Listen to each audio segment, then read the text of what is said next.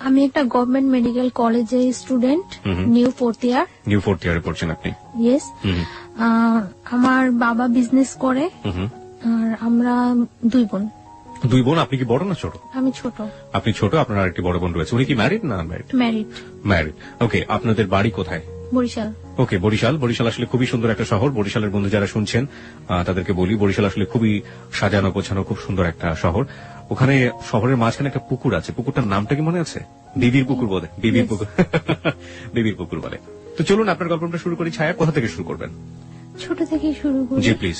আপনি একটু জোরে বলবেন। হ্যাঁ, আপনার কথা শুনে মনে হচ্ছে যে আপনাকে আমরা স্টুডিওতে নিয়ে এসেছি, কোনো কিছু খাবার টাবার কিছু দেয়নি, একদম দুর্বল। হ্যাঁ, একটু জোরে বলতে হবে প্লিজ। ওকে, চলুন শুরু করা যাক। আমার ছোটবেলাটা বিশেষ করে শহরেই বেশি কেটেছে। আমি স্টুডেন্ট হিসেবে মোটামুটি ভালোই ছিলাম, তার জন্য আমাকে শহরে পড়াশোনা করানোর জন্য শহরে রাখা হয়েছে। আমি মতিঝিল আইডিয়ালি স্টুডেন্ট ছিলাম। তো ওইখানে পড়াশোনা করতাম। ক্লাস 6 পর্যন্ত ওইখানে পড়ার পর আমি অসুস্থ হয়ে যাই। অসুস্থ হয়ে যাওয়ার পরে আমি আমার গ্রামে শিফট হই।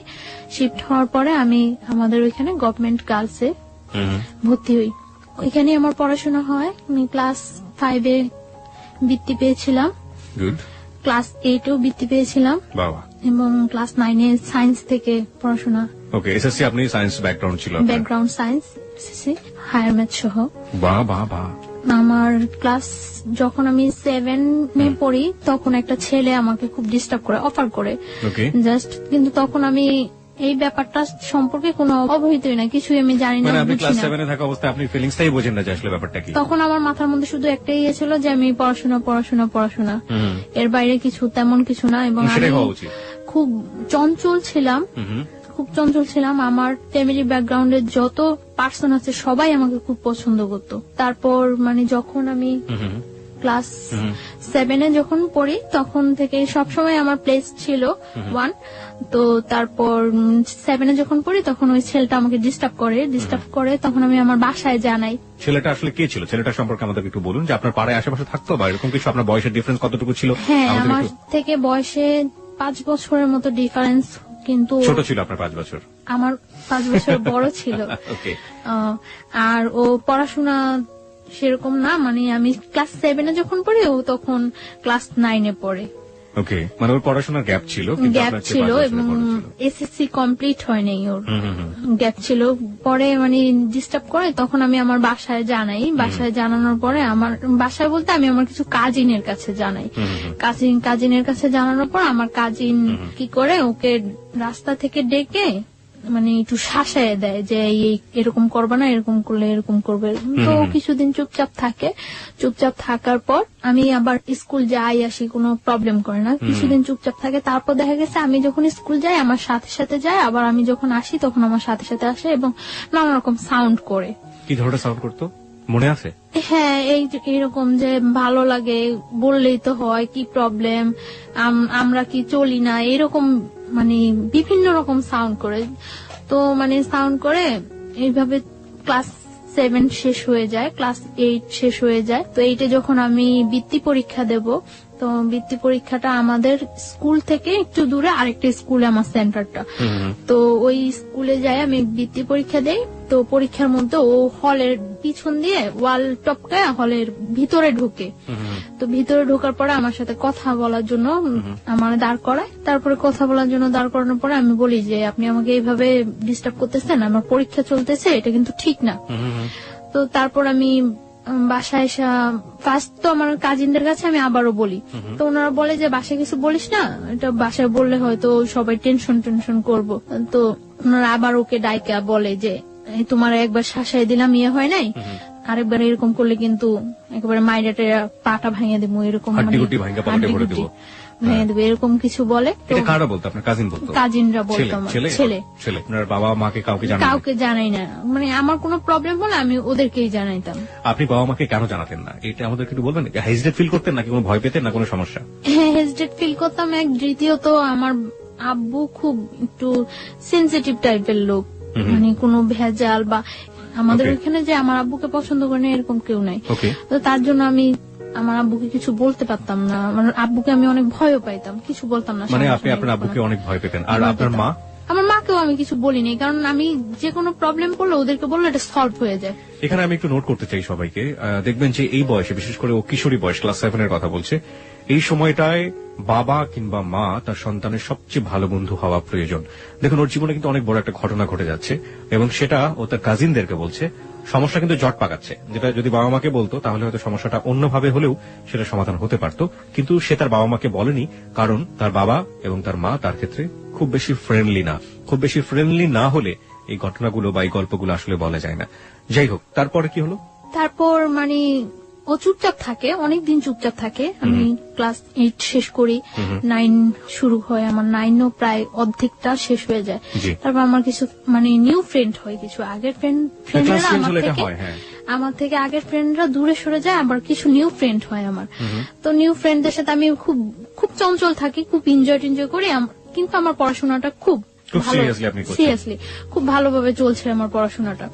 তারপর যখন 10-এ আমি পড়ি, তখন মানে আমার টেস্ট পরীক্ষার কিছুদিন আগে মানে ছেলেটা খুব বেশি ডিস্টার্ব করা শুরু করে, খুব বেশি ডিস্টার্ব করে মানে রাস্তায় দাঁড়া করায়, মানে চিঠি দেওয়ার চেষ্টা করে, এরকম ফোন করার চেষ্টা করে আমাদের বাসায়, বা অনেক সাইন সিম্পটম ইয়ে করে, যেটা আমি বুঝি যেটা ও করছে। তো আমার কাছে জিনিসগুলো খুব খারাপ লাগে। তো একদিন আমি আমার স্কুলের মধ্যে যখন মানে আমার ফ্রেন্ডদের সাথে আমি ছিলাম, তো স্কুল থেকে বের হয়েছি মতন স্কুলের সামনে ও মানে আমাকে অনেক ফ্রেন্ডদের মধ্যে দাঁড় করায়, সব ফ্রেন্ডদের বলছে সরে যাওয়ার জন্য।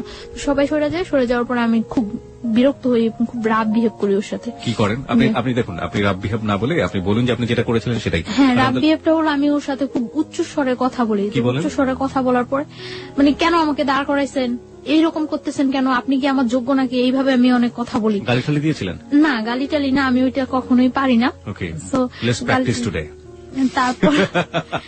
তারপর মানে আমি একটু মজা করছিলাম। আমি একটু জানি যে ওই ছেলেটা তখন আপনার সাথে কি করলো, আপনি যখন রাগারাগি করছিলেন? ওকে চুপ করে বসেছিল? না, চুপ করে নাই, ও মানে দাঁড়ায়, অনেক চোখগুলা অনেক লাল লাল লাল থাকতো, ওর চোখ টোক বড় করে অনেক ইয়ে হয়েছে। তো আমি এক পর্যায়ে আমি ছেলেটাকে একটা চড় মারি। এক পর্যায়ে ছেলেটাকে আমি কথা কাটাকাটি হয়, এক পর্যায়ে চড় মারি। এখন স্কুলের সামনে অনেক স্টুডেন্ট থাকে, অনেক লোকজন ছিল, এমনকি মানে ওই স্কুলের সামনে ঝালমুড়ি আলারা পর্যন্ত ওর ফেভারিট ছিল, সবাই আমাকে মানে ওর কথা বলতো। তো চরমারি এটা ওর খুব গায়ে লাগার পরে কিছুদিন পর ও আমার একদিন স্কুলের মধ্যে যায়। আপনার স্কুলের মধ্যে যখন যাচ্ছে সেই ঘটনাটা আমি আসবো, তবে তার আগে আমাকে বলেন তো, এই ঝালমুড়িওয়ালাও তার ফেভারিট ছিল, মানে সবাই ফেভারিট ছিল, ব্যাপারটা ঠিক বুঝতে। ও কি একই স্কুলে পড়তো আপনার? না, আমি গার্লসে পড়তাম। আচ্ছা, ও বয়েজে পড়তো। আমি যখন ক্লাস 10-এ পড়ি তখনও ও এসএসসি কমপ্লিট করতে পারে নাই। না, আমি জানতে চাচ্ছি যে ফেভারিট ছিল মানেটা কি? ও কি খুব পপুলার ছিল ওই মুহূর্তে ক্যাম্পাসে বা ওরকম কিছু? না, পপুলার ছিল না, ও ওইখানে খুব যাতায়াত করতো, ও দেখতে সুন্দর ছিল, মানে যে কোনো কারোর সাথে কথা বললে তাকে খুব ইজি ম্যানেজ করতে পারে। ঠিক আছে, তারপরে কি হলো? তারপরে আপনার চর মারার পরে আপনি বলছিলেন যে চর মারার পরে কিছুদিন যায়, মনে হয় 4-5 দিন যায়। 4-5 দিন গ্যাপের পরে ও একদিন আমার স্কুলে যায়। তো আমি কলের কাছে ছিলাম, কলের কাছ থেকে আমি ঘুরে আসতে নেওয়ার পরে আমি হঠাৎ ওকে দেখে আমি মানে যেই পথে আসতেছিলাম ওটা ব্যাক করে অন্য পথে আসতে নেই। তো আমার তখন একটু ভয় কাজ করে, মানে আমি দেখতেছি যে ও কয়েকটা ছেলে নিয়ে ঢুকছে, তো ভয় কাজ করে। তারপর আমি ওই ঘুরে আসতে নিলে ও মানে দৌড়ে ঘুরে এসে আমার সামনে দাঁড়ায় আমার হাতে ধরে টান দেওয়ার পর আমি মানে ওইখানে আমি হাত ছাড়েন বলে উঠি। তারপর কিছু মেয়েরা থাকে পিছনে, তারা ওইখানে আসার পর মানে ও আমাকে বলতেছে যে তুমি আমার ওই দিন যে অপমানটা করছো কাজটা ঠিক করো নাই, আমি তোমার একদিন হইলেও আমার বাসায় নিয়ে ছাড়বো, একদিন হইলেও আমার ঘরে ভাত রান্না করার মতো তোমাকে দিয়ে। তো আমি বলছি আচ্ছা ঠিক আছে, পারলে কইরেন। এরকম কথা বলার পরে প্রেক্ষিতে মানে ও তখন চলে আসার পরে অনেক দিন যাবত গ্যাপ থাকে। আমার এসএসসি কমপ্লিট হয়ে যায়, ওকে আমি দেখি না। এসএসসি কমপ্লিট হয়ে যায়, আমি তো মনে করছি ও মনে হয় চলে গেছে, কোথাও ইয়ে হয়ে গেছে। এসএসসি কমপ্লিট হয়ে যায়, আমি ঢাকা আসি। আমি আগে আমাদের ওইখানে কলেজেই ভর্তি হই আর পরে ঢাকা আসি। তখন ওই ইয়ারের সিস্টেম ছিল মানে পয়েন্টেই ভর্তি করানোর জন্য ওই ইয়ার সিস্টেম হয়। তো আমি হোলি ক্রসে ভর্তি হই, ফার্মগেট হোলি ক্রসে ভর্তি হওয়ার পর আমি এখানে একেবারে শিফট হয়ে যাই ফার্মগেট হোস্টেলে। এখানে পড়াশোনা করে মাঝে মাঝে বাড়ি যাওয়া হয়, ঈদে বাড়ি যাওয়া হয়। এমনিতে ততটা বাড়ি যাওয়া হয় না, খুব ইয়ে থাকে আমার উপরে, খুব প্রেশার থাকে পড়াশোনার উপর যে আমার রেজাল্ট ভালো করতেই হবে। তো আমার চলছে, ভালোই পড়াশোনা চলছে। ইন্টার পরীক্ষা দেই, ইন্টার পরীক্ষা দেওয়ার পরে বাড়ি যাই, বাড়ি যাই অনেক দিন থাকি বাড়িতে। ওকে। যতদিন পর্যন্ত রেজাল্ট না হয় বাড়িতে থাকি। রেজাল্ট হওয়ার কিছুদিন আগে আমি ঢাকা আসি, মেডিকেলের জন্য কোচিনে এডমিট হই। তো এখানে কোচিং টুচিং করার পরে মেডিকেল আমি এডমিশন দেই। মেডিকেলে এডমিশন দেওয়ার পরে আমার মেডিকেলে চান্স হয়। চান্স হওয়ার পরে ওইখানে ভর্তি টর্তি হওয়ার কিছুদিন পরে ক্যাম্পাস বন্ধ হওয়ার পরে আমি বাড়ি যাই। ফার্স্টলি বাড়ি যাওয়ার পরে আমি আমার ওই ফ্রেন্ডদের সাথে এমনি কন্ট্রাক্ট হয়। এর মধ্যে একটা ফ্রেন্ড ঢাকায় এডমিট হয়েছে ইডেন কলেজে, তো ওর সাথে ভালো কন্ট্রাক্ট থাকে। তো বাড়ি যাওয়ার পরে সবার সাথে কন্ট্রাক্ট হয়। কন্ট্রাক্ট হওয়ার পর আমি একদিন আমরা ঠিক করি যে একদিন টিচারের সাথে দেখা করবো। আমরা বাড়িতে যে হায়ার ম্যাথ যে টিচারের কাছে করতাম ওই টিচারের কাছে দেখা করব। ওই টিচার হলো বরিশাল মদনমোহন কলেজের টিচার। মদনমোহন কলেজের টিচারের সাথে দেখা করব। তো ওই টিচারের কাছে দেখা করার জন্য আমরা যাই, সকালবেলা যাই। আমি ওই দিন আমি চলে আসবো ঢাকা, তার জন্য আমি সকালবেলায় যাই যে আমার বিকালে ঢাকা চলে আসতে হবে। বরিশাল থেকে আসার ওয়েটা বিকালে। তো আমি সকালবেলা যাই, যাওয়ার পরে মানে অনেকক্ষণ হয়ে যায়, আমার ফ্রেন্ডরা কেউ আসে না। তারপর আমি ফোন করি সবাই, কি ব্যাপার তোমরা আসো না কেন? বলতেছে আমাদের তো আজকে পিকনিক, তো একটা কাজ করি আমরা সবাই রেডি হয়ে আসি, আসে দেখা টাকা করে চলে যাবো। তো আমি বলতেছি আচ্ছা ঠিক আছে আসো, আমি কিছুক্ষণ ওয়েট করি। তারপর আসছে ওরা, আসার পরে ওরা বলতেছে আমাদের সাথে চল। আমি বলতেছি না আমার তো আজকেই ঢাকা যেতে হবে, আর তাছাড়া আমি বাসায় বইলে আসিনি, আমার আম্মু অনেক রাগ করবো, সবাই অনেক রাগ করবো, আমি বইলে আসিনি, এটা কিছুতেই সম্ভব না যাওয়া। ওরা বলতেছে আচ্ছা আমরা তো তোর বাসার সামনে দিয়ে যাব, তুই আমাদের সাথে চল, তোকে শিফট করে দিয়ে চলে যাবো আমরা। তো আমি আচ্ছা ওকে ঠিক আছে। তো আমি একটা মাইক্রো, ওরা এই মাইক্রোটাতে করে আসছিল, আমি ওই মাইক্রোতে ওরা উঠে আমি পথ থেকে নেমে যাবো, তো আমি লাস্টে উঠি। ওঠার পরে আমি যখন মানে উঠে আমি নক করি, পরে ঘোরার পরে আমার আর কিছু মনে নেই। আচ্ছা আচ্ছা, এখানে যে কি হয়েছিল আমি কিছুই বলতে পারবো না, জাস্ট আমি একটা স্মাইলের মতো ফিল করছি। তারপর আমি আর কিছু মনে নেই, আমার সেন্স ছিল না। আমার যখন সেন্স আসে তখন সন্ধ্যার দিকে আমি ফিল করতেছি যে তখন সন্ধ্যা জাস্ট আজান হচ্ছে এরকম সময়, এবং তখন আমি দেখতেছি যে আমি মাওয়া ঘাট ওভার করেছি, just Postogola bridge, Dhaka Postogola bridge. কিন্তু আমি তখন মুখে কিছু বলতে পারছি না এবং কোনো কিছু, আমি জাস্ট একবার কি দুইবার চোখ খুলে আবার চোখ অফ হয়ে গেছে, আমার অফ হয়ে গেছে। তারপর আমি আর কিছু বলতে পারবো না। যখন আমার সেন্স আসছে রাত্রে, তখন প্রায় 2:30 কি 3টা বাজে মনে হয়, আমি ওইরকম মনে হচ্ছিল আমার কাছে 2:30 কি 3টা বাজে। তখন আমি যে জায়গা, ওই জায়গাটা টাঙ্গাইল, মানে আমি ব্যাক আসার সময় দেখেছি যে ওটা টাঙ্গাইল, কিন্তু তখন আমি জানি না ওটা যে টাঙ্গাইল। আমি একটা বাসায় আছি, ওই বাসায় অনেক লোকজন আছে, এবং আমি এর মধ্যে যখন আমি মাওয়াতে পোস্তকলা ব্রিজ, মাওয়া ঘাট যখন শেষ হলো, পোস্তকলা ব্রিজে যখন আমি চোখ খুললাম, তখন আমি দেখছি যে আমার পাশে ওই ছেলেটা বসা, সামনে আরেকটা ছেলে বসা, মাইক্রোতে 2টা ছেলে, আর আমি সামনে যে ছেলেটা বসা, ওই ছেলেটাকে আমি কখনোই দেখি নাই, আর আমার সাথে পরিচিত না ছেলেটা। আপনি কি মাইক্রোতে তখন? তখন আপনি মাইক্রোর ভিতরে? তখন আমি এর মধ্যে যে 2বার চোখ খুললাম, তখন আমি দেখতে পেয়েছি যে আমার সামনে ছেলেটা ড্রাইভারের পাশে বসা, যাকে আমি কখনোই দেখিনি এর আগে, আর আমার পাশে ওই ছেলেটা। এবং তারপর তো রাত্রে আমি যেই বাসায়, যখন আমার সেন্স আসে তখন আমি ওই বাসায়, এবং আমি দেখি যে আমার চারপাশে অনেক লোকজন, ওই বাসার অনেক মেম্বার, বাট আমি তাদের কাউকে তো কখনোই দেখি নাই, চিনিও না। তারপর আমি জিজ্ঞাসা করলাম যে আমি এখানে কেন আসছি এবং কিভাবে। তারপর বললো যে তুমি এখানে কোনো শব্দ করবা না, সাউন্ড করবা না, এখানে যদি কোনো সাউন্ড করো তোমারই কিন্তু প্রবলেম হবে, তো এখানে কোনো সাউন্ড টাউন্ড করবা না, চুপচাপ শুয়ে আছো, শুয়ে থাকো। তারপর বললাম যে কেন আমি চুপচাপ শুয়ে থাকবো, আমি এইখানে আসলাম কিভাবে, আমি তো এখানে আসার না, আমার তো আজকে ঢাকা যাওয়ার কথা। তারপর বলতেছে তুমি ঢাকায় আসো, প্রবলেম নাই। ওই বাসায় একটা মহিলা বলতেছে আমাদের, তুমি ঢাকায় আসো, প্রবলেম নাই, চুপচাপ শুয়ে থাকো, আমরা কিন্তু লোক বেশি ভালো না, বেশি সাউন্ড করবা একেবারে জবাই করে দেবো। আমি তারপর চুপচাপ শুয়েছিলাম। সকাল হওয়ার পর আমি দেখলাম যে ওই ছেলেটা আসছে ওই বাসায়, ওই বাসায় ছিল না, আমি ছিলাম ওই বাসায়, আসছে। এবং আসার পরে মানে এতক্ষণ তো আমি সবার সাথে কন্টিনিউ ছিলাম, আসার পরে আমাকে একটা রুমে আলাদা করে মানে বসিয়ে আমার হাত পা বেঁধে দেওয়া হয়েছে, বেঁধে তারপরে ও বলতেছে এবার বুঝছো আমার সাথে খারাপ ব্যবহার করার কি ফল, আমি তো তোমার আগেই বলছিলাম যে আমার সাথে রাফ বিহেভ করে কিছু করতে পারবো না, আমার সাথে খারাপ ব্যবহার করার ফল বুঝছো। আমি বলছি যে আপনি কেন নিয়ে আসছেন আমাকে এখানে। পরে বলতেছে দেখো আমি তোমার নিয়ে আসছি, আমি তোমার কোনো ক্ষতি করবো না, তুমি আমাকে বিয়ে করো, সবকিছু ঠিক হয়ে যাবে, তুমি বিয়ের কন্ডিশনে তুমি যেটা বলবো সেটাই ওকে। পরে আমি বলছি কেন আমি আপনাকে বিয়ে করব? আমি তো আপনাকে বিয়ে করার প্রশ্নই জাগে না।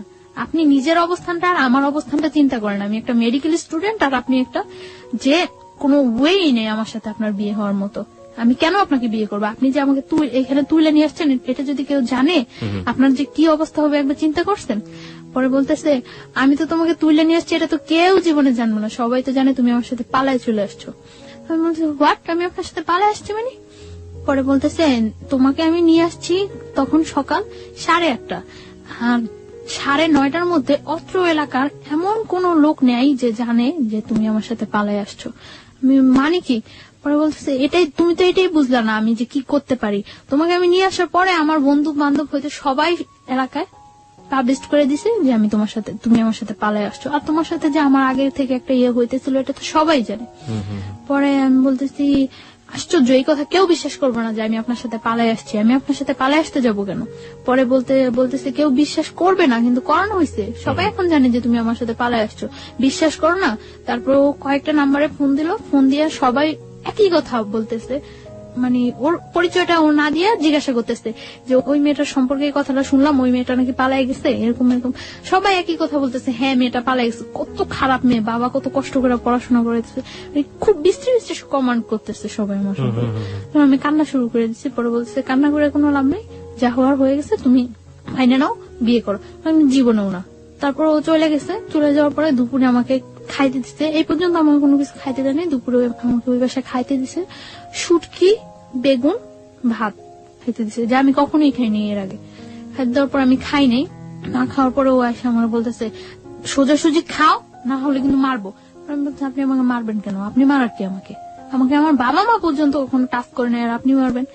পরে বলতেছে আমি মারার কে, তুমি দেখবা। পরে বলতেছে খাও। পরে আমি বলছি না আমি খাবো না, আমি এই খাবার খাবো না। পরে বলছি কি খাইবা? আমি বলছি আমি কিচ্ছু খাবো না, আমার বাড়িতে নিয়ে আসেন, আমার বাড়িতে দিয়ে আসেন। আপনারা আমার বাড়িতে না দিয়ে আসেন, আমার বাড়ি কারোর সাথে কন্ট্যাক্ট করতে দেন, সে এসে আমার বাড়ি থেকে লোকজন এসে আমাকে নিয়ে যাবে। ইম্পসিবল, তুমি তো তোমার বাড়ি থেকে আর কখন জীবনেও কন্ট্যাক্ট করতে পারবে না, তুমি আর জীবনেও তোমার বাড়ির কারোর কাছে যাইতেও পারবো না, কন্ট্যাক্ট করতে পারবে না। তারপর চলে গেছে। তো আমি আর কি বলবো, চুপচাপ ছিলাম, আমি খাইনি। তারপর রাত্রে আবার আসছে, রাত্রে এসে বলছে তুমি চিন্তা করছো, ডিসিশন নিছো, কি করবা? আমি বলছি ডিসিশন নেওয়ার কিছু নেই, আমার পক্ষে আপনাকে বিয়ে করা সম্ভব না। আর আগে তো যা ছিল এখন তো আরো আগে সম্ভব না। আপনি কত বড় একটা অপরাধ করছেন, আপনি আমার তুলে নিয়ে আসছেন না জানে, তারপর আনছেন টানছেন সবার কাছে, আবার এটা প্রকাশ করে দিচ্ছেন আমি আপনার সাথে পালাই আসছি। কত খারাপ কাজ করছেন, ইম্পসিবল, আমি আপনাকে কখনোই বিয়ে করবো না।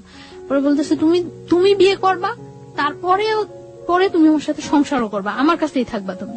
বলছে না আমি কখনো এই কাজ করবো না, আমি আপনার বিয়ে করবো না, আপনি যদি আমার মায়েরাও ফেলান তারপর আমি আপনাকে বিয়ে করবো না। তারপর বললো মায়েরা ফেললো বিয়ে করবো না? না, আমি বলছি না করবো না। তারপর বলতেছে যে খাও, এখন ডিম ভাজি আর ভাত নিয়ে আসছে খাওয়ার জন্য। যে জায়গায় নিয়ে গেছে ওই ফ্যামিলিটা ততটা এস্টাবলিশড ফ্যামিলি না, কিন্তু মানে লোকগুলা খুব ভালো না, এটা আমার কাছে আমি ফিল করতে পারছি যে লোকগুলো খুব ভালো না। তারপর বলতেছে খাইবা না? পরে আমি বলছি না খাবো না।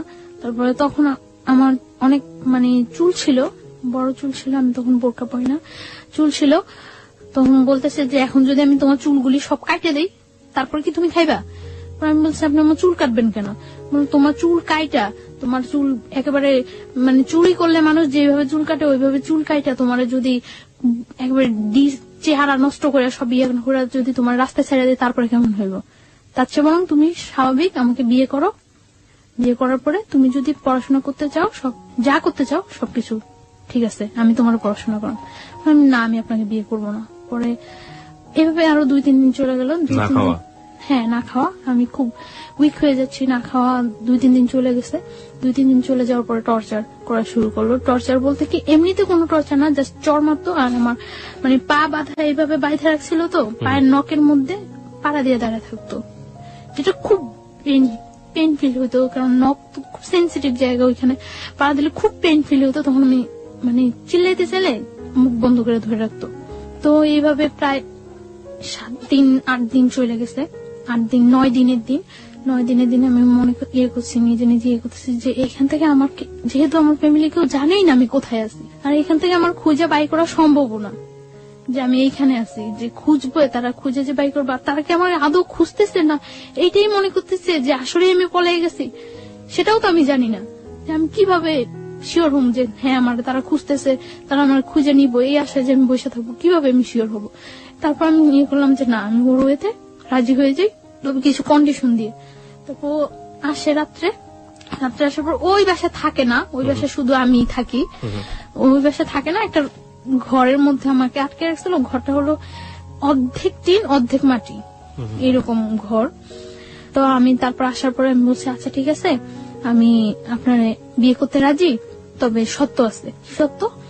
সত্য হলো আমার পড়াশোনা শেষ না হওয়া পর্যন্ত আমি আপনার সাথে কোনো রিলেশনে যেতে পারবো না। যেহেতু আমার ক্যারিয়ার আছে, আমি মেডিকেল স্টুডেন্ট, আমার এত কষ্ট করে যেহেতু আমি এতটুকু আসছি, আমার ইয়াটা শেষ হোক, সেটা আপনার জন্য বেটার হবে, আমার জন্য বেটার হবে।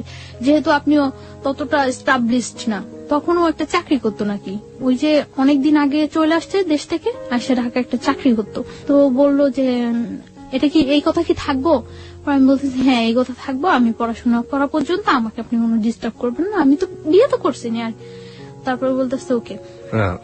আপনি আসলে ডিস্টার্ব না করা বা রিলেশন বলতে আসলে কি বোঝালেন, যে ফিজিক্যাল রিলেশনের কথা? ফিজিক্যাল বা মেন্টালি বা ওর পরিবারে নিয়ে সংসার, যাবেন, হ্যাঁ। মানে সবকিছু থেকে যাতে অ্যাভয়েড করতে পারি সবকিছু। আমি ওকে বললাম যে দেখেন, আপনি তো খুব ভালো করে জানেন যে আমি মেডিকেলে পড়াশোনা করি, আমার রেজাল্ট কি বা আমার ক্যারিয়ারটা কেমন হতে পারে। আর আমার ক্যারিয়ার, আমি যদি আপনাকে বিয়ে করি তাহলে তো আপনার ক্যারিয়ার, আমার ক্যারিয়ারের সাথে আপনিও তো জড়িয়ে গেছেন, তাহলে আমার একটা ভালো ক্যারিয়ার হলে সেটা আপনার জন্য ভালো হবে। তো আপনি আমাকে কয়েকটা বছর সময় দেন, আমার ইয়েটা শেষ হোক, পড়াশোনাটা শেষ হোক, তারপরে আমি আপনার সব ওয়ে মানিয়ে নেব। সেই পর্যন্ত আপনি আমাকে কোন রকম জোড়াজুড়ি বা কোন রকম ইয়ে করতে পারবেন না। পরে বলতেছে আচ্ছা ঠিক আছে। তারপর মানে ওই দিন রাত্রে চলে যায়, সকালে ও একজন লোক নিয়ে আসে। লোকটাকে, এটা কি কাজী না উকিল না কি আমি কিছুই জানি না, একটা লোক নিয়ে আসে, স্টাম্প নিয়ে আসে। স্টাম্পের মধ্যে ওই লোকটা আমার একটা ছবি তোলে আর ওর একটা ছবি তোলে, দুইটা ছবি পাশাপাশি রেখে পিন আপ করে দেয়। পিন আপ করে ওই লোকটা স্টাম্পে যে কি লেখে সেটাও আমি জানি না, জাস্ট স্টাম্পের মধ্যে আমি সই করে দেই। তাও আমি মানে সই করার সময় ভাবতেছি যে আমি কি সই করবো না করবো না, ওটা সারা জীবনের প্রশ্ন, কি করবো আমি। তখন আমি সই করার সময় ভাবতেছি, তখন ও আমার একটা চড় মারলো লোকটার সামনে একটা চড় মারার পরে বলতেছে যে আগেই তো কথা হয়ে গেছে, এখন আবার এরকম করার কি আছে। লোকটা মনে করতেছে না যে আমি তোমার জোর করে নিয়ে আসছি। পরে আমি আমার ফুল নেমটা অর্ধেক লেখি আর বাকিটা লেখি না। ওকে, ফুল নেমের অর্ধেক লিখি, ও সই করে দেয়। সই করে দেওয়ার পর ওই দিনই মানে সকালে 8টার দিকে ইয়ে হয়, 9টার দিকে ওই বাসা থেকে বের হয়ে নিয়ে আসে। বাসা থেকে বের হওয়ার পরে যখন বাসে উঠি তখন দেখি যে এটা টাঙ্গাইল। তো ঢাকা নিয়ে আসার পরে আমি ওই দিনই ঢাকা, আমি আমার হোস্টেলে চলে যাই। আমি বলি যে আমি আমার হোস্টেলে চলে যাই, আপনার সাথে বিয়ে তো হয়ে গেছে। আমি হোস্টেলে উঠি। হোস্টেলে ওঠার পরে 2-3 দিন ভালো যায়, কোনো ইয়ে করে না। আমি আমার ফ্যামিলির সাথে যোগাযোগ করার চেষ্টা করি যে কি করব আমি এখন। আমার ফ্যামিলির সাথে যোগাযোগ করার জন্য অনেক চেষ্টা করি, বাট আমার ফ্যামিলির সাথে কোনো কন্ট্যাক্ট করতে পারি না। কেন পারেন না?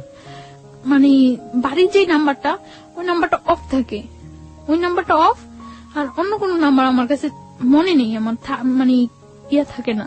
তারপর আমি অনেক ট্রাই করার পরে আমি আমার মানে দুলাভাইয়ের সাথে, বোনের হাজবেন্ডের সাথে যোগাযোগ করি। যোগাযোগ করার পরে উনি বলতেছে যে আচ্ছা যা হয়েছে তো হয়ে গেছে, কেউ বিলিভ করে না যে তুমি ইয়ে করছো, তোমার নিয়ে গেছে, সবাই এটাই বিলিভ করে। আর দেখো গ্রাম তো, সমাজ তো, সবাই একটাই জিনিস বিশ্বাস করে যে তুমি ইয়ে করছো, চলে গেছো। আর এখন যদি তুমি ফিরে আসো, এটা মানে কেউ মাইনে নিব না, এটা সবাই তোমার বরং ধিক্কার দিব। তো আমি তারপর বুঝে অনেক বলি, বলার পর আমি ট্রাই করি আমার ফ্যামিলির কাছে ফিরে যাওয়ার জন্য, কিন্তু তারা কেউ আমাকে নেওয়ার ইয়ে করে না। তখন আমার যে দুলাভাই, ওনার সাথে আমার বোনের জাস্ট ইয়ে হয়, এঙ্গেজ হয়, বিয়ে হয় না। তখন বলে যে দেখো এইটার কারণে হয়তো তোমার বোনের অনেকটা ইয়া ফিল করতে হতে পারে। তো উনি এই কথা বলার পর আমি মানে চুপচাপ থাকি। তারপর উনি বলে যে তুমি যেভাবে আসো ওইভাবে থাকো, তোমার যতটা হেল্প প্রয়োজন সব আমি করব, কেউ ইয়ে করবে না। তোমার হেল্পের প্রয়োজন আমি, যতটা ইয়ে করার প্রয়োজন আমি করব, তুমি পড়াশোনা করতে থাকো, আমি ট্রাই করব তোমাকে যথাসম্ভব বাহিরে পাঠিয়ে দেওয়ার জন্য। কারণ তুমি বাহিরে গেলে গিয়ে তো ওরা আয়ত্তার বাইরে চলে যাবে। জানালেন না ব্যাপারটা? হ্যাঁ জানাই, কিন্তু তারা কেউ আমাকে নেওয়ার জন্য আগ্রহ ফিল করে না। আপনি আমাকে একটু বলেন তো, খুলেই বলেন যে আপনি ফার্স্ট কখন বাবা মাকে জানালেন, কি রিয়াক্ট করলো, আমি একটু জানতে চাই। This is a very important part of this story. হ্যাঁ, আমি যখন মানে ঢাকা আসি হোস্টেলে উঠি। হোস্টেলে ওঠার পরে তখন আমার কাছে কোনো টাকা পয়সা কিছুই থাকে না। তো হোস্টেলে ওঠার 2-3 দিন পরে আমি আমার একটা ফ্রেন্ডের নাম্বার থেকে আমার বাড়িতে ফোন করি। ফোন করার পরে বাড়ির নাম্বারটা অফ। এভাবে আরো 4-5 দিন চলে যায়, আমি কারোর সাথে কন্ট্যাক্ট করতে পারি না। তারপরে আমি হঠাৎ একদিন আমি আমার বই নাড়তেছি, বইয়ের মধ্যে আমার ওই দুলাভাইয়ের নাম্বারটা পাইছি। পাওয়ার পরে আমি আমার দুলাভাইয়ের কাছে ফোন দিছি। দুলাভাইয়ের কাছে ফোন দেওয়ার পরে ভাইয়াকে আমি সব বললাম। আপন দুলাভাই এটা? হ্যাঁ। ওকে।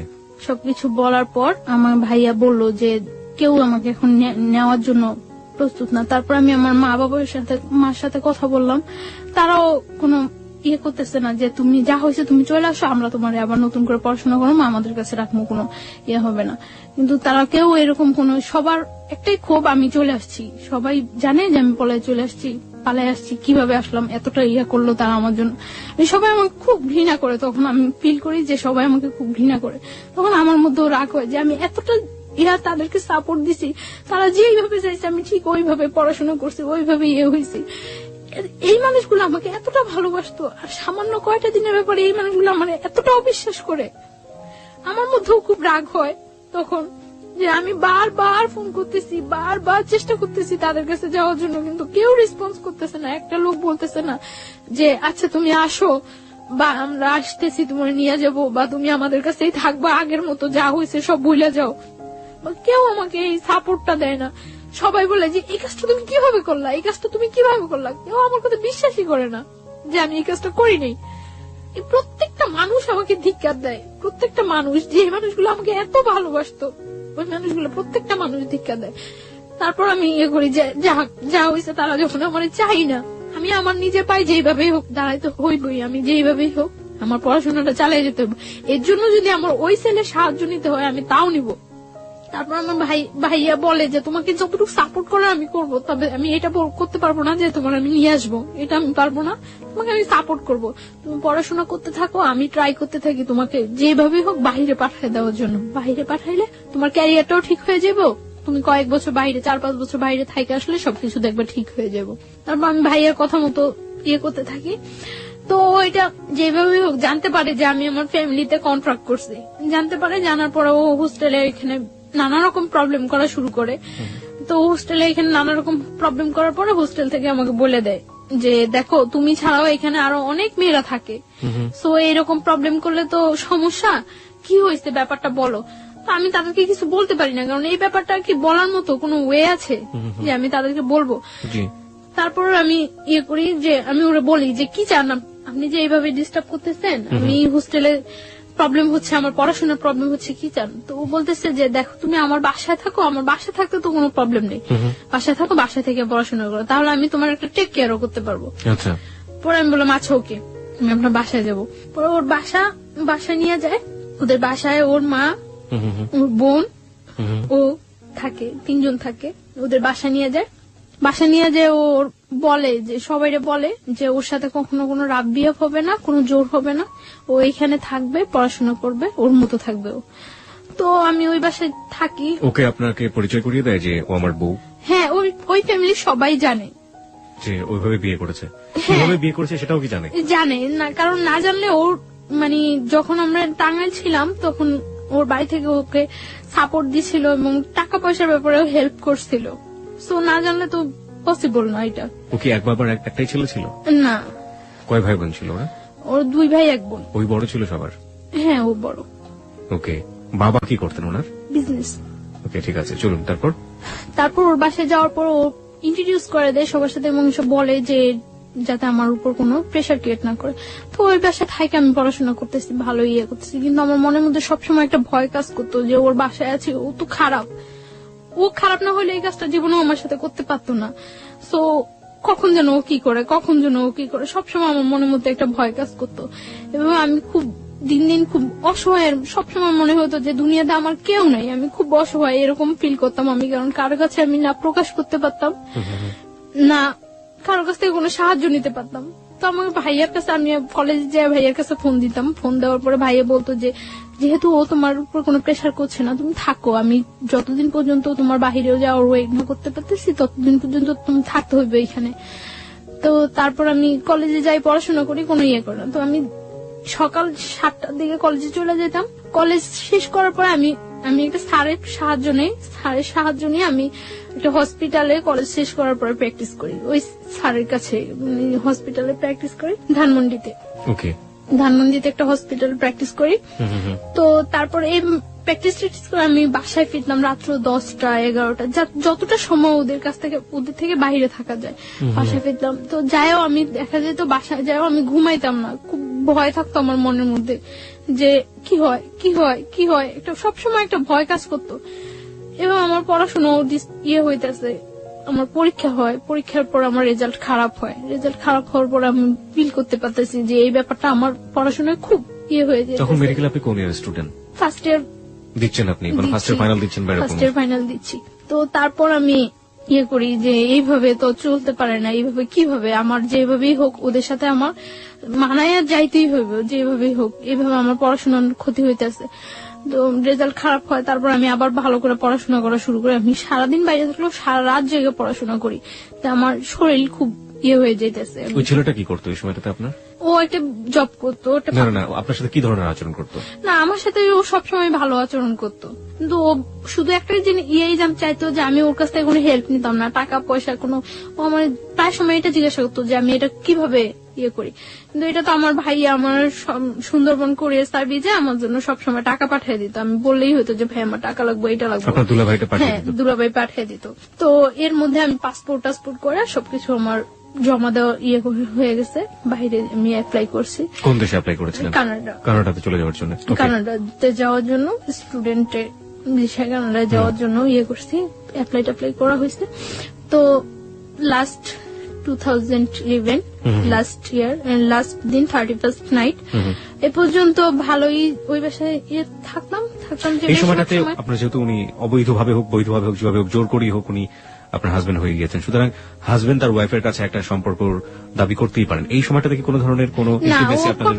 কখনোই আমার উপরে এরকম কিছু করতো না, কোনো ফিজিক্যাল কোনো ইন্টিমেসি? ফিজিক্যাল বা আমি কোথায় যাই কেন যাই কোনো ইন্টারফেয়ার, শুধু ওর হতো যে ওর বাসায় থাকতে হবে, এইটাই। মানে কখনো আপনার ফ্রিডম নিয়ে কোনো অত্যাচার করতো না, কিছু করতো না, শুধু একটা কথা আমার বাসায় থাকতে হবে। হ্যাঁ, বাসায় থাকতে হবে। ও মনে করতো যে হয়তো বা ওর বাসায় থাকলে আমি সেফ আছি, কিছু করতে আসছি না বাহিরে। কোন ধরনের অত্যাচারও করেনি, মানসিক বা শারীরিক? না, শারীরিক কোনো অত্যাচারও করতো না। তো আমি দেখা যেত বেশিরভাগ সময় বাহিরে খাইতাম, বাহিরে থাকতাম।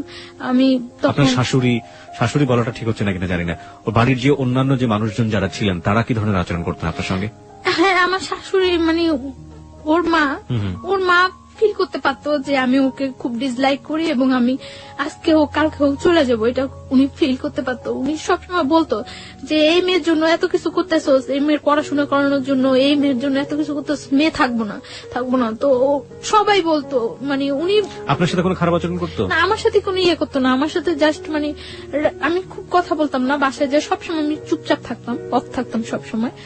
যতটা টাইম বাসায় থাকতাম বেশিরভাগ টাইমে বই নিয়ে বসে থাকতাম, এরকম। মানে আমি না পড়লেও দেখাইতাম যে আমি পড়তেছি, যাতে কেউ ডিস্টার্ব না করে, যাতে কেউ কথা বলতে না আসে। তো আমি শুনতাম উনি বলতো যে এই মেয়ে থাকবো না, এই মেয়ে তো চলে যাইবই, এই মেয়ে তো চলে যাইবই, কারণ যে করার মতো সংসার করার মতো ওই মেয়েই ডিফারেন্স, ও চলে যাইবই। তো মানে উনি ফিল করতো এবং উনি ফিল করতো যে আমি ওদেরকে খুব ডিসলাইক করে, এটা উনি ফিল করতো এবং উনি এটা বলতো বারবার। ওকে, যাই হোক, তারপর একটা করতাম, আমি ওই বাসায় কখনো ঘুমাইতাম না। কেন? এই 1 বছর 3 মাস 3.5 মাস আমি ওই বাসায় ছিলাম। আমার মনে হয় না আমি 1 বছর 3 মাস 3.5 মাসে ওই বাসায় 3 দিনও ঘুমাইছি। কখনো আমি ঘুমাইতাম না, আমার মনের মধ্যে এটা ভয় কাজ করতো, হয় আমার মারে ফেলাইবো, না আমার সাথে জোর করে কিছু করবো, এরকম একটা ভয় সবসময় আমার মনের মধ্যে কাজ করতো। যেই ছেলে আমারে ধরে নিয়ে আসতে পারে, বাইন্ধা রাখতে পারে, তুলে আনতে পারে, সেই ছেলের পক্ষে পসিবল না এমন কিছুই নেই। আপনি বলছিলেন যে রাতের বেলা ঘুমোতেন না, আপনি এরকম একটা অবস্থার বর্ণনা দিচ্ছিলেন, তারপরে রাতে কি কখনোই ঘুমাতাম না ওই বাসায়, খুব কম সময়, মনে হয় না আমি এই 1 বছর 3 মাস 3.5 মাসে 3 দিনও ঘুমাইছি। আমার বেশিরভাগ আমি কলেজ ক্লাস শেষ করে যে গ্যাপটা হতো, ক্লাস থেকে আমি নিউ একটা হসপিটালে যাইতাম যেখানে আমি প্র্যাকটিস করতাম, এই গ্যাপটা আমি বেশিরভাগ সময় স্লিপিং ট্যাবলেট নিয়ে কলেজ হোস্টেলে ঘুমাইতাম অনেকক্ষণ যাবত, 2 ঘন্টা 2.5 ঘন্টা 1 ঘন্টা 1.5 ঘন্টা, এবং ওই টাইমটা দেখা যেত যদি ঘুম যদি না আসে তার জন্য আমি বেশিরভাগ সময় স্লিপিং ট্যাবলেট ইউজ করতাম, যাতে আমার ওই ঘুমটা ঘুমে হয়ে যায়। ঘুম হয়ে যায় যাতে। অনেক সময় দেখা যেত স্লিপিং ট্যাবলেট খাওয়ার পরে মানে এই 2 ঘন্টা 2.5 ঘন্টা 1-1.5 ঘন্টার ঘুমে কিছু হয় না, খুব ঘুম পাইতো পরে। কিন্তু তারপর করার কিছু ছিল না, আমার ফিরতে হবে, আমার ওইখানে যেতে হবে, তার জন্য আমি পারতাম না। স্লিপিং ট্যাবলেট খাওয়ার পরেও ঝিমাইতে ঝিমাইতে হয়তো যাইতাম আমি, তারপর আমি বাসায় ঘুমানোর চেষ্টা করতাম না কখনো। দেখা গেছে আমার ওই ছেলেটা কি আপনার সাথে একই রুমে থাকতো? না, একই রুমে থাকতো না, আমি ওর মার সাথে থাকতাম আর পাশের আরেকটা রুমে থাকতো। ওকে। দেখা যেত যে অকারণে ওই রুমে খুব কম ঢুকতো না ততটা এই রুমে। দেখা গেছে আমি রাতে 10টা-11টায় বাসায় ফিরছি, ওই 12টা-1টার মধ্যে সবাই ঘুমিয়ে গেছে। ওকে। সো এই রুমে আসার ততটা প্রশ্ন জাগতো না, আর আমি সকালবেলা 7টার মধ্যে বাসা থেকে বের হয়ে চলে যেতাম। বাবা কি বলতো আপনার সাথে? বাবা কোনো ধরনের খারাপ আচরণ করতো? না, ওর বাবার সাথে আমার ততটা হইতো না, দেখা হইতো না, কথা হইতো না, তিনি খুব একটা সময় এখানে থাকতো না। ওকে। তো এইভাবে যাচ্ছিল লাস্ট কোরবানির ঈদ। কোরবানির ঈদে ঈদ যখন হয় আমি আমার মানে ওদের সাথে বাড়ি যাই, ওদের সাথে ওদের বাড়িতে যাই, গ্রামের বাড়িতে ওদের বাড়িতে যাই। তো যাওয়ার কারণ আমি একা একা কোথায় কিভাবে যাব, গ্রামের বাড়িতে যাই ওদের সাথে। যাওয়ার পরে ওদের ওইখানে আমি তো সকালবেলা যা পৌঁছায় সবাই, তো সকালবেলা যাওয়ার পর আমি 2-3 ঘন্টা পর আমি আমার নানা বাড়িতে চলে আসি। যে ওদের বাড়িতে তো আমি কখন থাকবোই না। কোথায় ছিল ওদের গ্রামের বাড়ি? কোথায় ছিল? আমাদের ওইখানেই, বরিশালে। ওকে। তারপর গ্রামের বাড়িতে যাওয়ার পরে আপনি ওখান থেকে সুযোগ পেয়ে নানা বাড়িতে চলে যাই, কারণ ওইখানে গেলে হয়তো সবাই আমাকে দেখবে, আমার সাথে কথা বলবে, সবাই ফিল করবে যে ওই মেয়েটাই তো। তার জন্য আমি কিছুক্ষণ পর আমি আমার নানা বাড়িতে চলে আসি। নানা বাড়িতে চলে আসার পর আমি মানে 2-3 দিন ওইখানে থাকা হয়, তারপর আবার ঢাকা ব্যাক। আসার পরে মানে ঢাকা আসার পরে আমি একদিনকে আমি সন্ধ্যার পরে আমি বাসায় ফিরতেছি, 8টা কি 8:30 বাজে আমি বাসায় ফিরতেছি। বাসায় ফেরার সময় একটা ছেলে ভ্যানের উপর বসা থাকে, কয়েকটা ছেলে, ওইখান থেকে একটা ছেলে কমেন্ট করে যে মনে হয় বাড়িতে গেছিল, কয়েকদিন যাবো তো দেখি নাই, বাড়ি থেকে আসছে। তো আমি তখন মনে করলাম যে এই ছেলেটা মনে হয় আমার ফলো করছে এর আগে, যেহেতু আমি বাড়ি থেকে আসার পরে এই কথা বলতেছে। তো আমি বাসায় চলে যাই। তো এর আগে ওই ছেলেটার ফেসটা আমার কাছে একেবারে অপরিচিত, ওই দিনই ফার্স্ট আমি ফেসটা দেখি, এবং ফেসটা দেখার পরে দেখা গেছে যে 2-1 দিনের মধ্যে ওর সাথে আমার দেখা হয়। বিশেষ করে আমি রাতে বাসায় ফেরার সময়, সকালে যখন আমি যাই 7টার দিকে তখন ওরকম কেউ থাকে না। তো রাতে ফেরার সময় দেখা গেছে 2-1 দিন পরপরই ওর সাথে আমার দেখা হয়, এবং কন্টিনিউ তখন আমাকে কমেন্টস করতে থাকে। তো এর আগে আমি যখন পড়াশোনা করি, পড়াশোনা অবস্থা অনেক অফার হয়, কিন্তু কখনো আমার কাছে ওইগুলা রেসপন্স হয় না এবং খুব খারাপ লাগে। কিন্তু ওর কমেন্টসটা কেন যেন আমার ভালো লাগছিল। তো তখন তো আমি একেবারে সম্পূর্ণ একা, কোন ফ্রেন্ডদের সাথেও ততটা মিশতে পারি না, করতে পারি না, দেখা গেছে খুব ডিজার্ভ থাকি। তো ওর কমেন্টস গুলো ভালো লাগার পরে ও কমেন্টস করতে আমি কিছু বলতাম না, আমি শুধু হাসতাম। এরকম কিছুদিন কমেন্টস করার পর একদিন সকালবেলা, আমি ওই দিন শুক্রবার, আমি ওই দিন কলেজ আসিনি, তো সকালবেলা 11টার দিকে আমি বাসা থেকে বের হয়েছি। বাসা থেকে বের হওয়ার পর ও তখন মনে হয় সম্ভবত ফার্স্ট ঘুম থেকে উঠছিল, তো ঘুম থেকে উঠে ও বের হয়ে আমারে দেখছিল, তো বলতেছে আজকে দিনটা অনেক ভালো যাবে। ঘুম থেকে উঠে দেখছি অ্যাঞ্জেল। তো আমি হাসা দিছি, হাসছিলাম, হাসার কাজ। কিভাবে দেখলো আপনাকে? মানে আপনি তো আপনার ওই আগের বাসাতেই থাকতেন। হ্যাঁ, ওই বাসাটা আর ওই বাসা, ওদের বাসাটা কাছাকাছি, একদম কাছাকাছি একদম। কোথায় ছিল বাসা? ঢাকার ঢাকার এলাকার নাম বললে কোনো সমস্যা নেই, আপনি ছেলের নামও বলেনি, কোনো সমস্যা নেই। কোথায় ছিল বাসাটা? ওর নামটা বলি আমি, ওর নামটা রুমেল। মানে যে ছেলে আপনাকে জোর করে বিয়ে করেছে? না, মানে সেকেন্ড ওয়ান, যে সাথে পরিচয় হচ্ছে। আর বাসাটা কোথায় ছিল ঢাকার? আপনি বাসাটা বলতে যাচ্ছেন না? ওকে, ঠিক আছে, যান। তারপর? কারণ ওই এলাকাটা সবাই প্রায় কম বেশি ঘটনাটা জানে এবং আপনাকে সবাই চেনে। ওকে, ঠিক আছে। আমি এখানে একটু শ্রোতারা অনেক খেপে যাবেন আপনার উপরে, আমি একটু শ্রোতাদেরকে অ্যাড্রেস করতে চাই।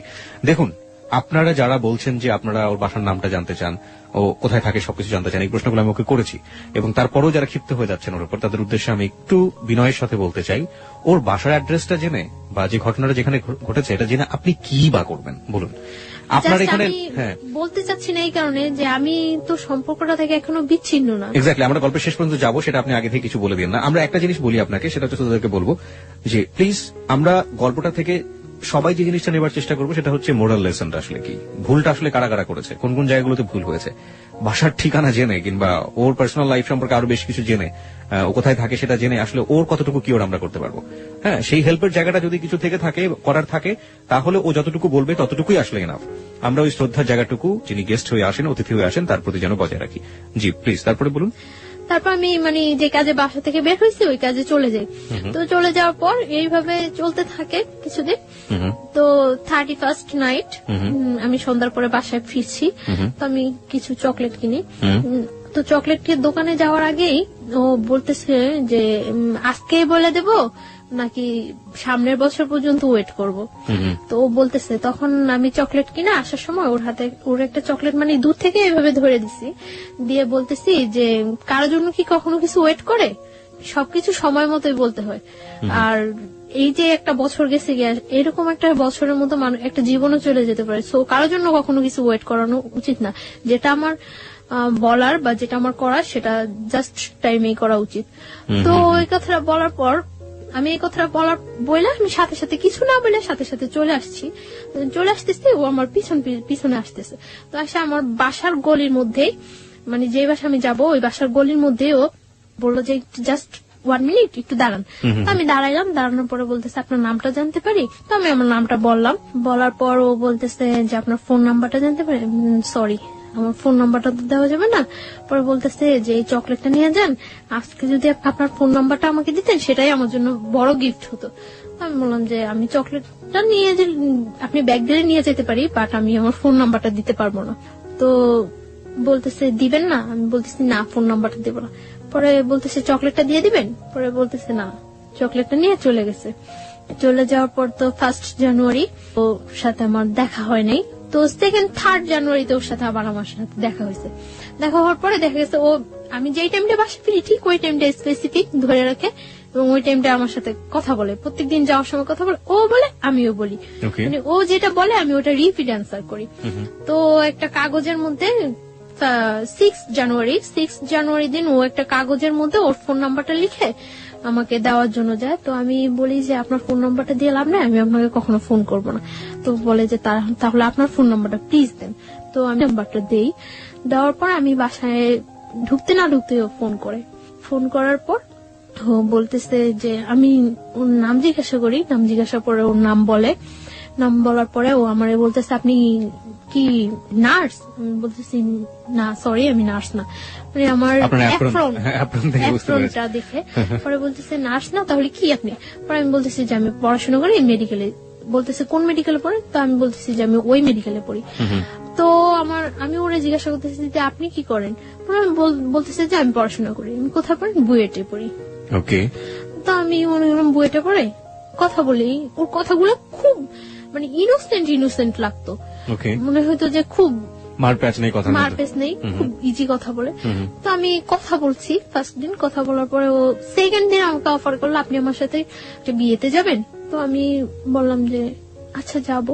মনে এরকম শীতকাল, জানুয়ারি তো শীতকাল। তো বলতেছে যে আচ্ছা ঠিক আছে, আমি যাওয়ার সময় আপনাকে ফোন দিলে আপনি বের হইন। তো আমি মনে করছি যে মনে এমনিতেই ফান করতেছে। তো কিছুক্ষণ পর আবার ফোন দিয়ে বলতেছে না আপনাকে তো নিয়ে যাওয়া যাবে না, নিয়ে গেলে অনেক ছেলেরা ওইখানে থাকবো, জিজ্ঞাসা করবো এটা কে। তখন আমি কি বলবো? তখন আমি হাসি যে নিজেই বললো আবার নিজেই এই কথা বলতেছে। আপনি ইয়েস বলেছিলেন কোন সাহসে? কারণ আপনি তো এমন একটা বাসায় থাকেন যেখান থেকে না আমি যাব না সেটা আমি শিওর ছিলাম যে আমি ফান করে আমি বুঝছিলাম, কারণ ওর কথাগুলো বললাম না খুব ইনোসেন্ট। সাহসের খুব অভাব ছিল ওর মধ্যে, সাহসের খুব অভাব।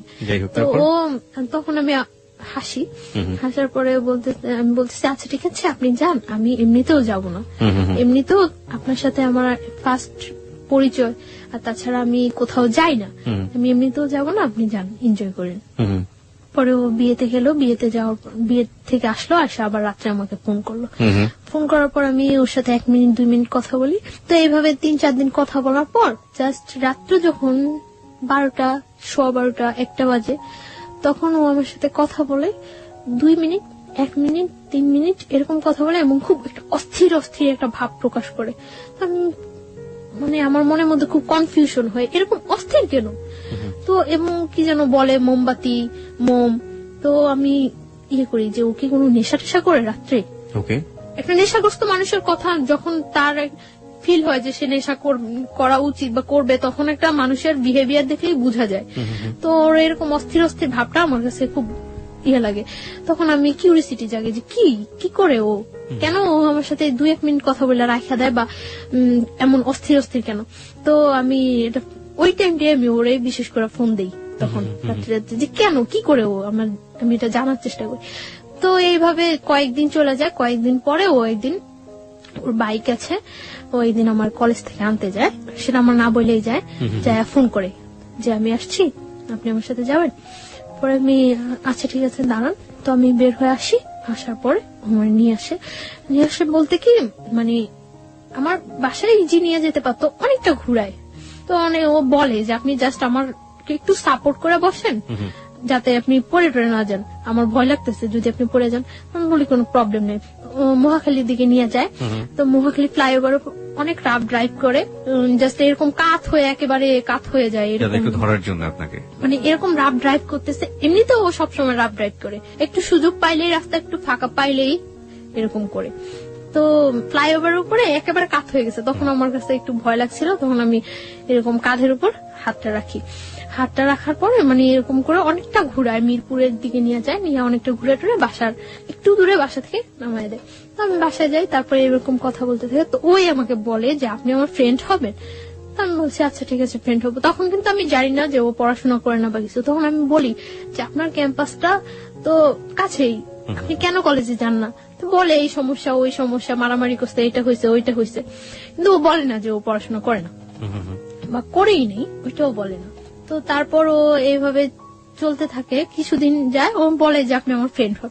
আচ্ছা ফ্রেন্ডশিপ করলাম ওর সাথে। ফ্রেন্ডশিপ করার পরে মানে কয়েকদিন যায় ভালোই। তো ও বলতেছে যে ফ্রেন্ড থেকে তারপরে চিন্তা পরে করবো, আগে ফ্রেন্ড। আপনার বাসায় বুঝতে পারতাম না এগুলো, যে আপনি যেখানে আছেন যেভাবে আছেন, আপনার তো যিনি আপনাকে জোর করে বিয়ে করেছেন তারও তো বোঝার ব্যাপার ছিল, সেও বুঝতে পারতো না? কেউ বুঝতে পারতো না। আমি সবসময় মানে আউটসাইডে বাইরে গিয়ে ওর সাথে বেশি কথা বলতাম, আর রাতে 2-1 মিনিট কথা বলতাম। তো একদিন আমরা ধানমন্ডি লেকে নিয়ে যায় আমাকে কলেজ থেকে, মানে কথা বলতে থাকে। তো কথার মধ্যে আমি হঠাৎ দেখি ও সিগারেট খাচ্ছে। তো তখন আমি ইয়ে করি যে ও স্মোক করে। তো আমি ওর কথার মধ্যে জিজ্ঞাসা করি যে আপনি কি কোনো নেশা করেন, ড্রাগস নেন বা অ্যাডিক্টেড আপনি? পরে বলতেছে যে হ্যাঁ। পরে আমি বলতেছি যে কেন? পরে বলতেছে যে আমার লাইফে একটা কষ্ট আছে তার জন্য। তো আমি বলতেছি কি কষ্ট? তো বলে যে একটা মেয়ের সাথে আমার অ্যাফেয়ার ছিল, তো মেয়েটা আমার ছাইড়ে চলে গেছে, তারপর থেকে আমি ইয়ে করি। তারপর মানে এই কথা বলে। তো আমি বলতেছি যে মেয়েটা চলে গেছে তার জন্য আপনি এইভাবে ড্রাগ নিচ্ছেন, এটা কিন্তু ঠিক না। এইভাবে ও কথাটা বলছে, আমার কাছে খুব খারাপ লাগছে। তারপর আমি ওর সাথে ভালো ফ্রেন্ডশিপ করি, প্রায় প্রত্যেক দিনই কথা বলি, সকালে যাওয়ার সময় কথা বলি, বিকালে আসার সময় কথা বলি। তো ও দেখা গেছে মানে আমার বাসার সামনে দিয়ে যাওয়ার সময়, মানে যেতে হলে আমার বাসার সামনে দিয়ে যেতে হয়, আর আমার আসতে হলে ওর বাসার সামনে দিয়ে আসতে হয়। মানে যাচ্ছে আমাকে দেখে যাচ্ছে, আসছে আমাকে দেখে আসছে, এভাবে চলতে থাকি কিছুদিন। তারপর কিছুদিন চলার পরে একদিন আমি মানে আমার মার সাথে কথা বলি। আমি মার সাথে কথা বলার পর আমার মন খুব খারাপ থাকে। তখন মার্চের 7 তারিখ, 8 তারিখ থেকে আমার পরীক্ষা, 3rd সেমিস্টার। তো আমি ইয়ে করি, মার সাথে কথা বলার পরে মানে আমার মন খুব খারাপ থাকে। খারাপ থাকার পর আমি ওরে ফোন করি, আমার সাথে মুভি দেখবেন? পরে বলতেছে হ্যাঁ দেখবো। আমি বলতেছি আচ্ছা ঠিক আছে। তখন বাজে 12:30 দুপুর। হ্যাঁ দুপুর, আমরা 3টার দিকে মুভি দেখবো এই করি। পরে ও অনেক ফ্রেন্ডদের ফোন দেয় ওর, যে কোন হলে মুভি দেখা যায়, মুভি দেখার মতো কোন ভালো পরিবেশ আছে। তখন মানে স্টার সিনেপ্লেক্সে, তো সিটিতে নিয়ে আসে আমাকে। বাসা থেকে বের হই 2টার দিকে। তো আস্তে আস্তে আসার পরে লাল টিপ মুভিটাই হয়। আসার পরে টিকিট পাই না, আমরা টিকিট পাই না। তো আমি ওই দিন অনেক জেদ করি যে আমি আজকে মুভি দেখবই। আমার কাছে খুব খারাপ লাগতে থাকে, মানে ও কোনো ফ্যাক্ট না, আমি যে ওর সাথে ঘুরতেছি বা মুভি দেখতেছি এটা কোনো ফ্যাক্ট না। আমার মনের মধ্যে ওই ইয়াটাই থাকে যে আমার মার সাথে আমি কথা বলছি, ওই ব্যাপারটাই আমার মনের মধ্যে সবসময় কাজ করতে থাকে। টিকিট পাই না, টিকিট না পাওয়ার পরে 7টা শো টিকিট ইয়ে করে, প্রবলেম নেই 7টাই দেখবো। টিকিট কেনার পরে এখন এখানে গিয়ে এতক্ষণ ওয়েট করবো। তো ও আমাকে বাইরে নিয়ে যায় বাইক দিয়ে, একেবারে টিএসসি ভার্সিটি টার্সিটি হয়ে একেবারে ওইদিকে জগন্নাথ কলেজ টলেজ ওইদিকে ইয়ে হয়ে ঘুরায়। তো ঘোরানোর পরে গোলা কিনে গোলা কিনে আমি তো গোলা খাই, গোলা খাওয়ার পরে ও শহীদ মিনারের ওইখানে বসে, ও বাইকের উপরে বসে, আমি শহীদ মিনারের যে ইয়েটা আছে, প্রাচীরটা আছে সাইডে একেবারে ওইখানে বসে। স্যান্ডেল খুলে বসছিলেন না? স্যান্ডেল না, মানে পা ঝুলে, পা ওই পাশে ঝুলে। শহীদ মিনার সম্পর্কে আপনারা মাঝে মাঝে এই ধরনের পত্রপত্রিকায় আমরা ইনফরমেশন গুলো পাই, যারা ওখানে বসেন, কাপল বসেন আর নর্মাল মানুষ বসেন, যাই বসেন না কেন, শুধুমাত্র 21শে ফেব্রুয়ারির দিন ছাড়া আর এই ফেব্রুয়ারি মাস ছাড়া বাকি দিনগুলো আসলে আমাদের শ্রদ্ধা থাকে না, আমরা স্যান্ডেল সহ উঠে যাই, যাচ্ছে তাই একটা পরিবেশ থাকে। কর্তৃপক্ষ যারা আছেন তারা তার দৃষ্টি রাখেনি না, কর্তৃপক্ষের কথা বাদই দিলাম, আমাদের অন্তরের জায়গা হচ্ছে ওটা, সেই অন্তরকে যেন আমরা শ্রদ্ধা করি, এমন কোন অ্যাক্টিভিটিস ওখানে না করি। যাই হোক, হ্যাঁ, তারপর আপনি যেটা বলছিলেন। তারপর বসার পরে কথা টথা বলি, অনেকক্ষণ কথা টথা বলার পর আমরা আবার ব্যাক করি। ছবি টবি দেখেছিলেন? হ্যাঁ, মুভি দেখছিলাম, আমি মুভি দেখতেছিলাম, খুব মনোযোগ দিয়ে। কি ধরনের কথা হতো ওই সময় আপনাদের মধ্যে? জাস্ট এই কথা ওই কথা, ওইটা করছে ওইটা করছে এটা করছে এরকম। তো ও কখনো আমার সম্পর্কে জানতে চায়নি, আমার ফ্যামিলি ব্যাকগ্রাউন্ড বা কখনো জানতে চায় না, আর আমি আমার ফ্যামিলি ব্যাকগ্রাউন্ড ওর কাছে সব সত্যই বলছি। ফ্যামিলি বলেছেন, বাট আপনার যে বিয়েটা হয়েছে শুধু এটাই বলি, এই পার্টটা আপনি বলেন, এই পার্টটা বলিনি। তো আমি এখানে কোথায় থাকি সেটাও ও কখনো আমার কাছে জানতে চায় না। আমরা মুভি দেখি, আমি মুভিটা খুব মনোযোগ দিয়ে দেখি এবং ভালো লাগে আমার কাছে মুভিটা। আর ও মুভি দেখে না, ও এখানে বসে আমাকে দেখে। তা আমি বের হয়ে ওরে বলতেছি যে মুভি কেমন লাগলো, বলতেছে আমি কি মুভি দেখছি নাকি? আমি তো কি দেখছেন? আমি তখন দেখছি যে আপনি কিভাবে মুভি দেখেন। তারপর মানে বাসায় চলে যাই, বাসায় চলে যাওয়ার পর মানে আমরা বাহিরে খাইটা বাসায় চলে যাই। চলে যাওয়ার পর ও রাত্রে আমাকে 1টার দিকে ফোন দেয়, আমি পড়তে থাকি, তখন ফোন দেয়। ফোন দিয়ে ও আমাকে মানে একসাথে মনে হয় যে আমরা শীট দেখে মুখস্থ করে পড়া বলি না টিচারদের কাছে, একসাথে ওরকম মনে হয় যেন কোনো শীট মুখস্থ করে একসাথে ও আমাকে বলে যে আমি তোমাকে পছন্দ করি, এরকম এরকম এরকম সব একসাথে এক চান্সে মুখস্থ বলে দেয়। এক চান্সে মুখস্থ। তো আমি আশ্চর্য হয়েছি যে এটা ছোটবেলা আর পিছনের বাড়ি থেকে মা চিল্লাতো, এই পড়িস না কেন, ওরকম ছোটবেলার কথা মনে পড়ে গেল আপনার কথা। হ্যাঁ, একসাথে বলতো। আমি কি আশ্চর্য, এটা কি কোনো বলার ওয়ে? তো আমি চুপ করে থাকি। পরে বলতেছে তুমি আমার পরে জানাও। তুমি বলছো তখন? হ্যাঁ, তুমি আমার পরে জানাও। তো আমি কিছু বলি না, চুপ করে থাকি, কেটে দেই ফোন।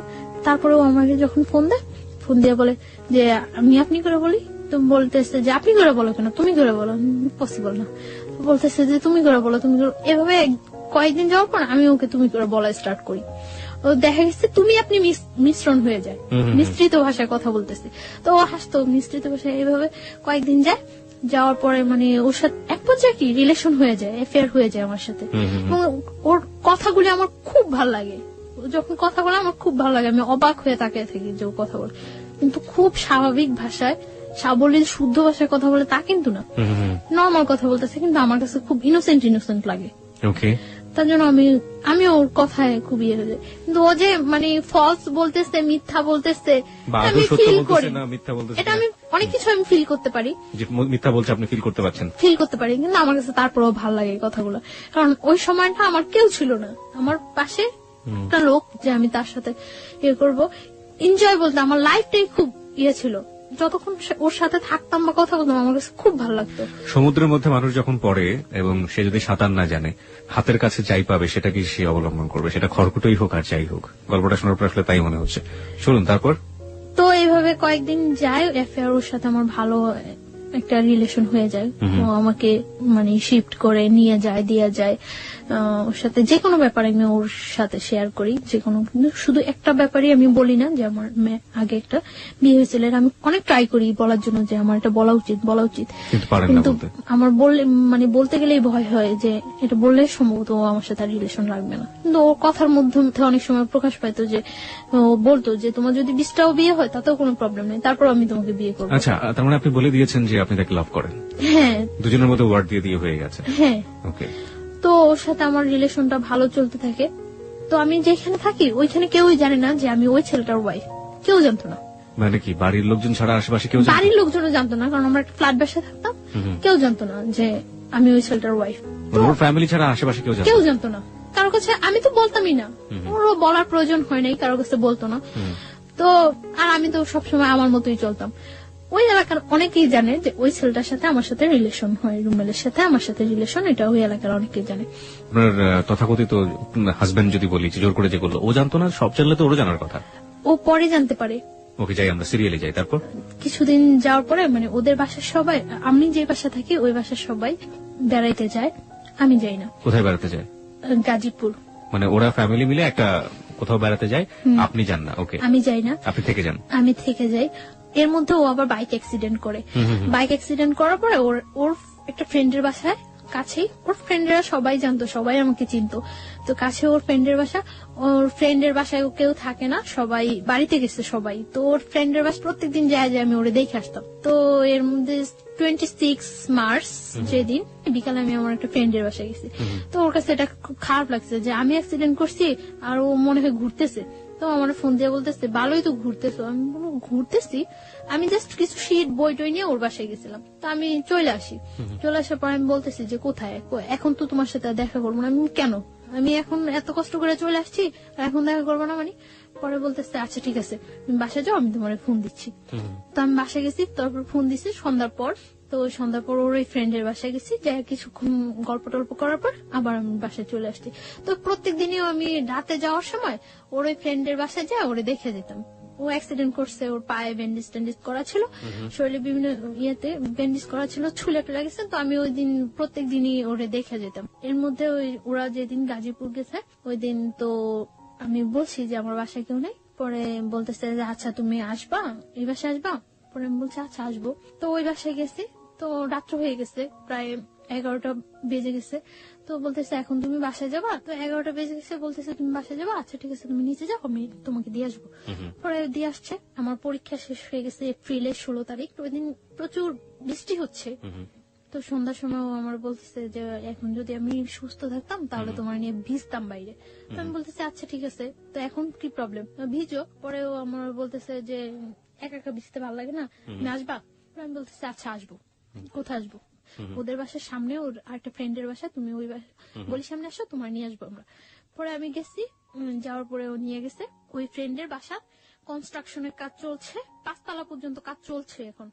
তো 5 তলা ছাদে নিয়ে গেছি। ছাদে নেওয়ার পর অনেক বৃষ্টি হয়েছে, তো আমরা ভিজছি, অনেকক্ষণ ভিজছি। ভিজার পর খুব ভালো লাগছিল, অনেকদিন পর মনে হয় একেবারে একটা রিল্যাক্স, খুব খুব এনজয় করছি আমি। ভিজার পর ঠান্ডা লাগতেছিল। 5 তলাটা যে হচ্ছে ওই রুম গুলোর ভিতরে ঢুকে গেছি। তো ভিতরে ঢুকে গেছি মতন ওর আমার নিচ থেকে একটা তাওয়াল আনানোর ব্যবস্থা করছে, যে ভিজে গেছে ঠান্ডা লাগতেছে। তো একটা তাওয়াল আনছিল মতন মুছে টুছে ওইখানে দাঁড়াইছিলাম। এর মধ্যে কারেন্টটা চলে যায়। কারেন্টটা চলে যাওয়ার পর ওর ফ্রেন্ডরা ওই পাশে থাকে, সামনে থাকে, দেখতেছে যে কেউ আসছে কিনা। আর আমরা এই পাশে দাঁড়ায় কথা বলতেছি। তো আমি কারেন্টটা চলে যাওয়ার পর আমার ভয় লাগে যে আল্লাহ আমি এইখানে আসলাম, এতগুলা ছেলে না কি চিনি না জানি না, হয়তো কয়েকদিনের মাত্র পরিচয়, কয়েকদিনের রিলেশন, এর চেয়ে কত ডিপ রিলেশন থাকলেও মানুষের জীবনে কত অঘটন ঘটে যায়। কেন আসলাম আমি এখানে? আমি যতটুকু না ভয় পাচ্ছি তার চেয়ে বেশি ভয়ও পাচ্ছে। ও আমাকে প্রচুর ভয় পেত, এটা আমার কাছে সবচেয়ে ভালো লাগতো। খুব ভয় পেত আমার। ওকে, মেয়েরা কি আসলে এটা লাইক করে কিনা? মানে ছেলেরা তাদের দেখে ভয় পাবে, ইনফ্যাক্ট কাছের মানুষ তাদের দেখে ভয় পাবে, হয়তো লাইক করে।